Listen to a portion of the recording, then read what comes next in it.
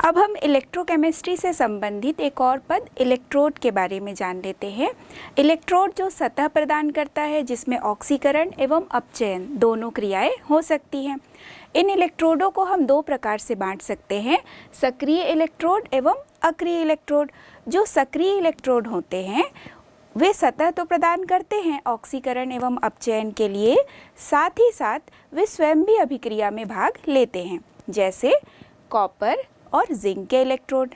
इसी तरह से अक्रिय इलेक्ट्रोड जो केवल सतह प्रदान करते हैं ऑक्सीकरण एवं अपचयन के लिए, लेकिन स्वयं अभिक्रिया में भाग नहीं लेते हैं, जैसे प्लेटिनम का इलेक्ट्रोड और गोल्ड का इलेक्ट्रोड। तो ये दोनों जो है ये अक्रिय इलेक्ट्रोड कहलाते हैं, क्योंकि ये ऑक्सीकरण एवं अपचयन के लिए सतह प्रदान करेंगे लेकिन स्वयं अभिक्रिया में भाग नहीं लेते हैं। अब हम इलेक्ट्रोकेमिस्ट्री से संबंधित कुछ प्रयोगों के बारे में जान लेते हैं, जिससे यह स्पष्ट होगा कि किस प्रकार से विद्युत रासायनिक सेल क्रिया करती है, अर्थात उसमें रासायनिक ऊर्जा से विद्युत ऊर्जा बनती है, ये हम जान लेंगे। तो सबसे पहले हम प्रयोग 1 देखते हैं, जो कि यहाँ पर हम एक बीकर लेते हैं जिसमें कि कॉपर सल्फेट है। कॉपर सल्फेट का जो रंग है वो नीले रंग का है। यह जो नीला रंग है वो कॉपर आयन के कारण है, और इस कॉपर सल्फेट के विलयन में जिंक की रॉड है। जैसे जैसे क्रिया होती है तो यहाँ पर जिंक 2+ में परिवर्तित होता है और 2 इलेक्ट्रॉन निकलता है। कॉपर सल्फेट में कॉपर 2+ एवं सल्फेट 2- है, तो कॉपर 2+ जिंक द्वारा दिए गए 2 इलेक्ट्रॉनों को ग्रहण करता है और कॉपर 2+ परिवर्तित होता है कॉपर में। धीरे धीरे हम देखते हैं कि ये जो कॉपर सल्फेट का नीला रंग है वो फेड होने लगता है, क्योंकि यहाँ पर जिंक कॉपर से ज़्यादा क्रियाशील है। तो जिंक यहाँ पर कॉपर सल्फेट से कॉपर को विस्थापित कर देती है और यहाँ पर बनता है जिंक सल्फेट। इसलिए जो कॉपर सल्फेट है जिसके कारण विलयन का रंग नीला था वो अब सफ़ेद हो जाता है, क्योंकि यहाँ पर जिंक सल्फेट बनने लगता है। तो चूँकि यहाँ पर इलेक्ट्रॉन जिंक से निकल रहा है, ऑक्सीकरण की क्रिया हुई, कॉपर इन इलेक्ट्रॉनों को ग्रहण करता है कॉपर आयन, तो यहाँ पर अपचयन की क्रिया हुई। लेकिन यहाँ इलेक्ट्रॉन तो है, लेकिन किसी भी प्रकार की इलेक्ट्रिसिटी या किसी प्रकार का करंट फ्लो नहीं हो रहा है। इस प्रयोग में केवल डिस्प्लेसमेंट रिएक्शन हो रहा है, किसी भी प्रकार का विद्युत उत्पन्न नहीं हो रहा है। दूसरे प्रयोग को हम देख लेते हैं। दूसरे प्रयोग में हमने 2 अलग अलग बीकर लिया। पहले बीकर में हमने लिया जिंक सल्फेट और उसमें जिंक रॉड डाले।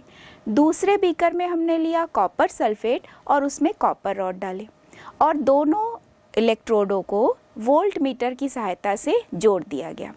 जब दोनों इलेक्ट्रोडों को वोल्ट मीटर के साथ जोड़ा गया तो ये पाया गया कि वोल्ट मीटर में थोड़ा डिफ्लेक्शन है। तो ये क्यों है? क्योंकि यहाँ इलेक्ट्रॉन फ्लो होता है। इलेक्ट्रॉन फ्लो यहाँ किस प्रकार से हो रहा है वो हम देख लेते हैं। जिंक रॉड यहाँ पर एनोड की तरह कार्य कर रहा है, तो जिंक से इलेक्ट्रॉन निकलता है, जिंक 2+ बना और 2 इलेक्ट्रॉन निकला। ये इलेक्ट्रॉन जिंक रॉड पर है, तो ये जिंक 2+ इस सॉल्यूशन में यहाँ पर आ जाता है। तो इस सॉल्यूशन में जिंक 2+ की मात्रा बढ़ती जा रही है और जो इलेक्ट्रॉन है वो रॉड पर है, तो इलेक्ट्रॉन प्रतिकर्षण होने लगता है और यह इलेक्ट्रॉन जिंक से कॉपर की तरफ जाने लगता है।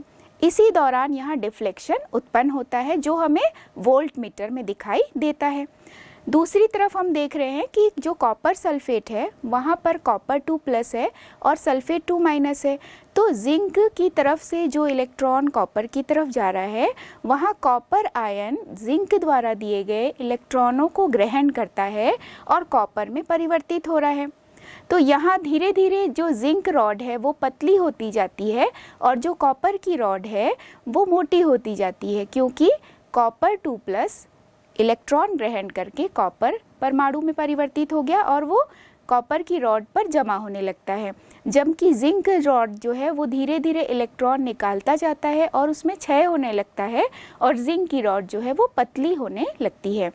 तो यहाँ हम देख रहे हैं कि डिफ्लेक्शन हुआ, लेकिन वो कंटिन्यूअस नहीं है, मतलब इलेक्ट्रॉन का फ्लो हुआ क्योंकि यहाँ पर दोनों इलेक्ट्रोडों को हमने वोल्ट मीटर से जोड़ा तो डिफ्लेक्शन हुआ, लेकिन ये डिफ्लेक्शन कंप्लीट नहीं है, कंटिन्यूअस नहीं है, क्योंकि ये सर्किट कंप्लीट नहीं है। इस कारण से यहाँ डिफ्लेक्शन जो है लगातार उत्पन्न नहीं हो रहा है, किसी प्रकार का करंट फ्लो जो है वो कंटिन्यूअस नहीं है।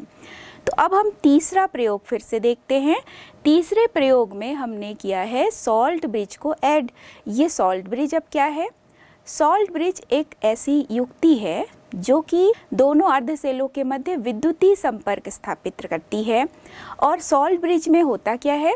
सॉल्ट ब्रिज ऐसे उल्टी एक यू आकार की कांच की नली है जिसके अंदर अगर अगर का पेस्ट, साथ ही साथ उसमें विद्युत अपघट्य लेते हैं, पोटेशियम नाइट्रेट या पोटेशियम क्लोराइड या सोडियम क्लोराइड, इस तरह से विद्युत अपघट्य को अगर अगर पेस्ट के साथ मिलाकर उस यू ट्यूब में भरा जाता है और दोनों तरफ उसमें कॉटन वूल लगा देते हैं। सॉल्ट ब्रिज की सहायता से दोनों अर्धसेलों के मध्य जो संबंध है वो स्थापित होता है और यही जो सॉल्ट ब्रिज है वो कंटिन्यूअस जो करंट फ्लो है उसमें मदद करता है। अब हम इसके कार्य को देख लेते हैं कि जब इस तरह के विद्युत रासायनिक सेल में हमने सॉल्ट ब्रिज को ऐड किया तो वो कैसे कार्य करता है। तो जो हमने पहले देखा था सेकंड प्रयोग में कि फर्स्ट जो अर्ध सेल है उसमें हमने लिया जिंक सल्फेट और उसमें जिंक रॉड डाले। दूसरा जो अर्ध सेल है उसमें हमने लिया कॉपर सल्फेट और उसमें हमने डाला कॉपर का रॉड। तो दोनों को यहाँ पर वोल्ट मीटर की सहायता से ऐड कर दिए, जोड़ दिए और इसमें सॉल्ट ब्रिज की सहायता से दोनों अर्ध सेलों को जोड़ दिया गया। यहाँ जो सॉल्ट ब्रिज है, सॉल्ट ब्रिज यहाँ पर दोनों अर्ध सेलों के मध्य विद्युतीय जो संपर्क है उसको बनाकर रखता है, साथ ही साथ विद्युत उदासीनता को बनाकर रखता है और दोनों विलयनों को मिलने से रोकता है। तो ये सॉल्ट ब्रिज कैसे कार्य करेगा ये हम जान लेते हैं। जो जिंक है वहाँ पर एनोड की तरह कार्य कर रहा है, तो जिंक से इलेक्ट्रॉन निकलता है, जिंक 2+ +2 इलेक्ट्रॉन। तो जो जिंक 2+ है वह जिंक सल्फेट में आ जाता है। जिंक सल्फेट विलयन में हमने देखा कि जिंक 2+ की मात्रा बढ़ती जा रही है, इलेक्ट्रॉन तो आगे की तरफ चला जा रहा है, इलेक्ट्रॉन जिंक से कॉपर की तरफ जा रहा है। यहाँ पर जिंक 2+ की मात्रा पहले वाले कंपार्टमेंट में बढ़ गई, यानी धनावेश जो है वो पहले वाले कंपार्टमेंट में अधिक हो गया। तो सॉल्ट ब्रिज में जो इलेक्ट्रोलाइट लिया गया है वो है पोटेशियम क्लोराइड। तो इस धनावेश को न्यूट्रल करने के लिए, उदासीन करने के लिए सॉल्ट ब्रिज में से जो क्लोराइड आयन है वो इस सॉल्यूशन के अंदर आता है। तो जिंक 2+ है और क्लोराइड में 1- चार्ज है, तो यहाँ 2 क्लोराइड आयन जिंक 2+ को उदासीन करेगा। इसी तरह से जब यहाँ से जिंक से 2 इलेक्ट्रॉन आगे की तरफ जाता है, दूसरे कंपार्टमेंट में हमने देखा कि कॉपर सल्फेट में कॉपर लिया हुआ है, वहाँ कॉपर सल्फेट में कॉपर 2+ है एवं सल्फेट आयन है, सल्फेट 2- है। जब यहाँ से इलेक्ट्रॉन जाता है तो कॉपर 2+ 2 इलेक्ट्रॉनों को ग्रहण करता है एवं कॉपर में परिवर्तित होता है। तो धीरे धीरे हम देखते हैं कि दूसरे कंपार्टमेंट में सल्फेट आयन की जो मात्रा है वह बढ़ती जा रही है, अर्थात वहाँ पर ऋणावेश में वृद्धि हो रही है। तो अब इलेक्ट्रिकल न्यूट्रलिटी बना के रखने के लिए सॉल्ट ब्रिज में से जो पोटेशियम है वह उस सॉल्यूशन में जाता है। अब सल्फेट के ऊपर 2- चार्ज है, तो पोटेशियम कितने आएंगे यहाँ पर? 2 पोटेशियम। 2 पोटेशियम सल्फेट के एक आयन को न्यूट्रल करता है, तो यहाँ पर 2K+ सल्फेट 2-, तो इस तरह से वह न्यूट्रल होगा। तो यहाँ यह जो सॉल्ट ब्रिज जोड़ा गया है यह विद्युत उदासीनता के सिद्धांत पर कार्य करता है, जिससे दोनों सेलों के मध्य विद्युतीय संपर्क तो बना है लेकिन साथ ही साथ उदासीनता भी बनी होती है। तो इलेक्ट्रिकल न्यूट्रलिटी को बनाए रखने के लिए सॉल्ट ब्रिज की बहुत आवश्यकता होती है। यहाँ पर जो जिंक है वह नेगेटिव इलेक्ट्रोड है, यह एनोड की तरह कार्य कर रहा है। कॉपर यहाँ पर कैथोड की तरह कार्य कर रहा है और उस पर धनावेश रहता है। कॉपर जो है वो पॉजिटिव इलेक्ट्रोड की तरह कार्य करेगा। जिंक से इलेक्ट्रॉन लगातार कॉपर की तरफ जाता है और जो विद्युत धारा का प्रवाह है वह उल्टी दिशा में होगा। करंट जो है वो कॉपर से जिंक की तरफ आएगा और इलेक्ट्रॉन का फ्लो जिंक से कॉपर की तरफ होता है। यहाँ पर हम देख रहे हैं कि किस प्रकार सॉल्ट ब्रिज कार्य कर रहा है। सॉल्ट ब्रिज के कार्य करने से यहाँ लगातार जो इलेक्ट्रिक करंट है वो फ्लो होता है। तो इलेक्ट्रिक करंट के लगातार फ्लो होने का क्या कारण है? इलेक्ट्रॉन जिंक से कॉपर की तरफ जा रहा है। तो इलेक्ट्रॉन जो है वो इलेक्ट्रोड पर ही है, धात्विक चालक पर ही है, लेकिन जो आयन है वह सॉल्यूशन पर है और से दोनों के द्वारा ही इलेक्ट्रिकल जो फ्लो है वो बना रहता है। इलेक्ट्रिक करंट का जो लगातार फ्लो है वह बना रहता है। इलेक्ट्रॉन जो धात्विक चालक पर हैं लगातार कंटिन्यूअस फ्लो कर रहे हैं जिंक से कॉपर की तरफ, और जो आयन्स है वह सॉल्यूशन में है। तो इस प्रकार एक कंटिन्यूटी जो है वो बनी रहती है। सबसे पहले जो गैल्वेनिक सेल है उसकी खोज लुइजी गैल्वेनी ने एवं एल्जेंड्रो वोल्टा ने किया था। इसलिए इस प्रकार के विद्युत रासायनिक सेलों को या तो गैल्वेनी सेल या फिर वोल्टी सेल के नाम से जाना जाता है। तो अब हम यहाँ पर एक और एग्जाम्पल देख लेते हैं। गैल्वेनी सेल या वोल्टी सेल के लिए शर्त इतनी ही रहती है कि जैसे ही दोनों अर्ध सेलों को जोड़ते ही अपने आप करंट फ्लो होने लगे, तो यह जो है वो वोल्टी सेल या गैल्वेनी सेल के अंतर्गत आता है। इसका हम एक और एग्जाम्पल देख लेते हैं। जैसे यदि जिंक को जिंक नाइट्रेट में डुबाया गया है और कॉपर को कॉपर नाइट्रेट के सॉल्यूशन में डुबाया गया है, तो जिंक यहाँ एनोड की तरह कार्य करता है और कॉपर जो है वो कैथोड की तरह कार्य कर रहा है। सेम उसी तरह से जिंक से इलेक्ट्रॉन निकलता है, यानी ऑक्सीकरण की क्रिया हो रही है, जिंक 2+ बना। और दूसरे में देख रहे हैं कि जो कॉपर नाइट्रेट है वहाँ कॉपर 2+ विलयन में है, जो जिंक द्वारा दिए गए इलेक्ट्रॉन को ग्रहण कर रहा है, यानी copper 2+ + 2 electron is equal to copper. तो कॉपर यहाँ पर इलेक्ट्रॉन ग्रहण कर रहा है, तो दूसरे इलेक्ट्रोड में हम देख रहे हैं अपचयन की क्रिया हो रही है। इसमें भी हम देखते हैं कि एक सॉल्ट ब्रिज लगा हुआ है जो दोनों तरफ के धनावेशित पार्ट को भी न्यूट्रल कर रहा है फर्स्ट कंपार्टमेंट के, और दूसरे कंपार्टमेंट में हम देख रहे हैं ऋणावेशित जो आयन है उसमें वृद्धि हो रही है, तो उसको न्यूट्रल करने के लिए सॉल्ट ब्रिज से कोई पॉजिटिव आयन आता है। यहाँ लगातार जो इलेक्ट्रॉन का फ्लो है वो जिंक से कॉपर की तरफ बना हुआ है, जो करंट है वो कॉपर से जिंक की तरफ प्रवाहित होती है। गैल्वेनिक सेल में जैसे हमने देखा कि जो सॉल्ट ब्रिज है इसका कार्य है इलेक्ट्रिकल न्यूट्रलिटी को बनाकर रखना। यहाँ जो सॉल्ट ब्रिज है वो दोनों द्रवों की संधि पर उत्पन्न होने वाले द्रव संधि विभव को भी होने से रोकता है, यानी लिक्विड जंक्शन पोटेंशियल को उत्पन्न होने से रोकता है। गैल्वेनिक सेल में हमने देखा कि जो केमिकल रिएक्शन होता है, केमिकल एनर्जी यहाँ कन्वर्ट होती है इलेक्ट्रिकल एनर्जी में। जिंक यहाँ पर एनोड की तरह कार्य करता है, जिंक में ऑक्सीडेशन हो रहा है, और कॉपर जो है वो कैथोड की तरह कार्य करता है, कॉपर में रिडक्शन हो रहा है। अब हम सेल रिप्रेजेंटेशन को देख लेते हैं कि किसी भी सेल अभिक्रिया को रिप्रेजेंट करते हैं तो हमें कौन कौन सी जानकारी उससे प्राप्त हो सकती है। तो सबसे पहले हम इसी गैल्वेनिक सेल का ही एग्जाम्पल लेके करते हैं कि जैसे जिंक सॉलिड, फिर एक छोटी लाइन है, फिर जिंक सल्फेट का एक्वस सॉल्यूशन, फिर डबल लाइन है कॉपर सल्फेट एक्वस, और सिंगल लाइन कॉपर सॉलिड। तो ये जो जिंक सॉलिड है, जिंक रॉड जो कि जिंक सल्फेट में डूबा हुआ है, फिर जो डबल लाइन है वो यहाँ पर लवण सेतु को बताता है। कॉपर सल्फेट के विलयन में कॉपर का जो इलेक्ट्रोड है वह डूबा हुआ है। तो जिंक और कॉपर यहाँ सॉलिड स्टेट में है क्योंकि वो धातु की छड़ें हैं, तो जो इलेक्ट्रोड का कार्य कर रही हैं। सेल रिप्रेजेंटेशन को देखकर हम बहुत सारी जानकारी पता कर सकते हैं। यहाँ पर जो लेफ्ट साइड में है वो जिंक है और राइट साइड में हमने लिया कॉपर। तो हाफ सेल यानी एक तरफ लेफ्ट हैंड साइड में हाफ सेल है और राइट हैंड साइड में हाफ सेल है। तो लेफ्ट हैंड साइड में यहाँ पर ऑक्सीडेशन हो रहा है और राइट हैंड साइड में रिडक्शन हो रहा है। तो यहाँ रिप्रेजेंट करने के लिए एक शॉर्टकट हम देख लेते हैं, लोन, LOAN। जो ये लोन है इस शब्द से आप भली भांति परिचित हैं, तो इस वर्ड को याद रखना आसान होगा आपके लिए। तो लोन यानी यहाँ L से लेफ्ट, O से है ऑक्सीडेशन, A से एनोड और N से निगेटिवली चार्ज्ड। तो इससे बहुत सारी चीज़ें हमें क्लियर होती हैं कि लेफ्ट हैंड साइड में एनोड है, एनोड पर ऑक्सीडेशन हो रहा है, ऑक्सीडेशन जिस इलेक्ट्रोड पर हो रहा है वो नेगेटिवली चार्ज्ड है। तो इस तरफ के याद कर लेंगे तो नेक्स्ट जो दूसरी साइड है यानी कॉपर का जो कंपार्टमेंट है वो भी हमें अपने आप याद हो जाएगा। यदि एक पार्ट याद है तो दूसरा पार्ट हम आसानी से याद रख सकते हैं।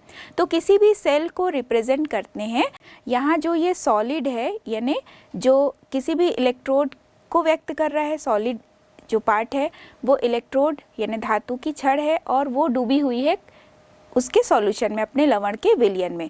तो इन दोनों के बीच जो ये बैरियर है, बीच में एक जो बाउंड्री है वो शो करता है ये सिंगल लाइन। तो यह सॉलिड और लिक्विड के बीच का जो एक लाइन है वो एक बाउंड्री की तरह कार्य करता है जो दोनों के बीच में जुड़ा हुआ है, दोनों को अलग कर रहा है। और जो डबल लाइन है वो लवण सेतु या सॉल्ट ब्रिज को शो कर सकता है। इसे हम ABC ऐसे भी याद रख सकते हैं। A एनोड, B यहाँ पर ब्रिज हो गया और C कैथोड। तो ऐसे भी हम याद रख सकते हैं ABC। हाफ सेल यहाँ लेफ्ट हैंड साइड में ये एनोड है जो कि अपने लवण के विलयन में डूबा है, राइट हैंड साइड में कैथोड है जो अपने लवण के विलयन में डूबा हुआ है, और इन दोनों को कनेक्ट करने के लिए सॉल्ट ब्रिज है जिसको हम B से शो कर रहे हैं जो ब्रिज को डिनोट करता है। तो ये भी सब याद करने का एक तरीका हो गया। अब हम इलेक्ट्रोड विभव के बारे में जानेंगे कि इलेक्ट्रोड विभव क्या होता है। जब भी किसी धातु की इलेक्ट्रोड को उसके लवण के विलयन में डुबाया जाता है, तो जैसे जिंक का एग्जाम्पल ले लेते हैं कि जैसे जिंक को यदि जिंक सल्फेट में डुबाया गया तो जिंक में से जिंक 2+ बनता गया और वो सॉल्यूशन में आता गया, और जो इलेक्ट्रोड है उस पर नेगेटिव चार्ज है, इलेक्ट्रोड पर नेगेटिव चार्ज है और जो सॉल्यूशन है उसमें पॉजिटिव चार्ज है। तो विपरीत यहाँ पर दो अपोजिट चार्ज डेवलप हो गया, रॉड पे नेगेटिव चार्ज है और जो सॉल्यूशन है वहाँ पे पॉजिटिव चार्ज है। तो यहाँ पर एक विभवांतर उत्पन्न होता है। तो जब धातु को उसके लवण के विलयन में डालते हैं तो धातु और जो विद्युत अपघट्य है यानी जिसमें वो है विद्युत अपघट्य के मध्य एक विभवांतर उत्पन्न होता है। उसका कारण भी देखिए कि जिंक इलेक्ट्रॉन त्याग देता है तो जिंक रॉड पर नेगेटिव चार्ज और जो पॉजिटिवली चार्ज्ड आयंस है जिंक 2+ वो सॉल्यूशन में आ गया। तो ये दो विपरीत आवेश हो गए तो इनके मध्य एक विभवांतर उत्पन्न हुआ, इसे हम कहते हैं इलेक्ट्रोड विभव। इलेक्ट्रोड विभव को हम दो भाग में बांट सकते हैं, एक होता है ऑक्सीकरण विभव और एक है अपचयन विभव। ऑक्सीकरण की परिभाषा वही है इलेक्ट्रॉन त्यागने की क्रिया और अपचयन यानी इलेक्ट्रॉन लेने की क्रिया। तो किसी भी इलेक्ट्रोड द्वारा यदि इलेक्ट्रॉन त्यागने की प्रवृत्ति या ऑक्सीकृत होने की जो प्रवृत्ति है वो होगी ऑक्सीकरण विभव। दूसरा हम देखते हैं अपचयन विभव। तो किसी भी इलेक्ट्रोड के इलेक्ट्रॉन ग्रहण करने की या फिर अपचयित होने की प्रवृत्ति होगी अपचयन विभव। IUPAC कन्वेंशन के आधार पर जो स्टैंडर्ड इलेक्ट्रोड पोटेंशियल है वह इलेक्ट्रोड का जो रिडक्शन पोटेंशियल के रूप में ही माना जा रहा है, यानी जो इलेक्ट्रोड रिडक्शन पोटेंशियल हम कहते हैं अपचयन विभव के रूप में ही इलेक्ट्रोड पोटेंशियल को काउंट किया जा रहा है। तो जैसे SEP है स्टैंडर्ड इलेक्ट्रोड पोटेंशियल और SRP है स्टैंडर्ड रिडक्शन पोटेंशियल। तो स्टैंडर्ड रिडक्शन पोटेंशियल को ही स्टैंडर्ड इलेक्ट्रोड पोटेंशियल के रूप में IUPAC कन्वेंशन द्वारा मान्यता प्राप्त हुई। तो इस आधार पर हम किसी भी इलेक्ट्रोड विभव के बारे में जानकारी प्राप्त कर सकते हैं। जैसे यदि अगर ऑक्सीकरण विभव हमें शो करना है तो ऑक्सीकरण विभव में हम देखिए कैसे लिख सकते हैं। E है इलेक्ट्रोड पोटेंशियल, E जिंक छोटा एक लाइन है फिर जिंक 2+। ये जो लाइन है ये क्या शो करता है, बाउंड्री को शो करता है, यानी इलेक्ट्रोड जो है वो सॉल्यूशन में डूबा हुआ है, इस चीज़ को शो कर रहा है। हमने पहले जिंक लिखा फिर लाइन फिर जिंक 2+। इसका अर्थ है कि जिंक से इलेक्ट्रॉन निकल रहा है तो यहाँ ऑक्सीकरण विभव के रूप में जब हमें इसे शो करेंगे इलेक्ट्रोड विभव को, तो हम लिखेंगे E Zn लाइन Zn2+। इसी हाफ सेल को यदि हम अपचयन विभव के रूप में दर्शाएंगे तो अपचयन विभव के रूप में जिंक 2+, फिर लाइन, फिर जिंक। तो जिंक 2+ में यहाँ पे शो हो रहा है कि अपचयन विभव, इलेक्ट्रोड द्वारा इलेक्ट्रॉन ग्रहण करने की या अपचयित होने की जो प्रवृत्ति है, तो जिंक 2+ लाइन, फिर जिंक। तो इस तरह से अपचयन विभव को प्रदर्शित किया जा रहा है।